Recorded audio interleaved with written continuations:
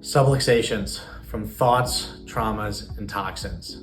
Seems like in this day and age, everybody's got them. But what is a subluxation?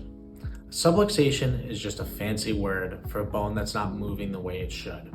Now, if that was the only thing going on, you wouldn't have too much of an issue here. But the problem is your brain sends nerves down through your spinal column to every tissue, every organ, every fiber, every cell of your body.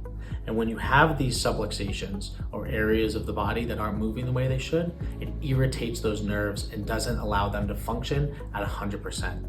So what we do in this office as chiropractors is we find these areas of restriction, we adjust them, which then restores motion and increases mobility. That in turn allows that nerve to function closer to 100% and allows it to flow to every part of your body that it innervates.